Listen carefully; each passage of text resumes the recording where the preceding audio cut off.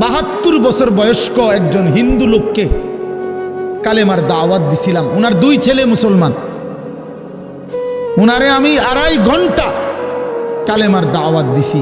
আমরা 3 জন আলেম মিলে কত অনুনয় বিনয় করছি, কাকুতি মিনতি করছি, কাঁদছি, চোখের পানি ফেলছি। একটা বার চাচা কালেমা পড়েন, আপনার ছেলে মুসলমান, ছেলের বউ মুসলমান, আপনার নাতি নাতনি সব মুসলমান, আপনি এখনো বসে আছেন কেন? আহা, এই ৭২ বছর হয়ে গেছে। বুড়া মিয়া কয় আমি ওটা বলবো না। বলে নাই। আমি আমার সাথীদের কাছে, আমার 26 জন সাথী নিয়ে চিল্লায় গেছি। 16 জন আলেম, এক চিল্লা সফরে 950 মানুষ আল্লাহর রাস্তায় বের হয়েছে চিল্লার জন্য। আলহামদুলিল্লাহ, আল্লাহই করাইছে।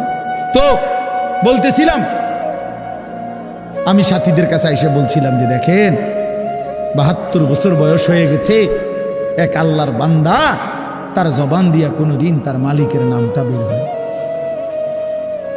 আমারে আপনারে আল্লাহ তাআলা কত বড় তৌফিক দিছে যে আমরা কত হাজারবার, লক্ষবার কালেমা লা ইলাহা ইল্লাল্লাহ মুহাম্মাদুর রাসূলুল্লাহ এটা যে আমরা পড়তে পারি, পড়তে পারছি, এই সৌভাগ্যের কৃতজ্ঞতা কি?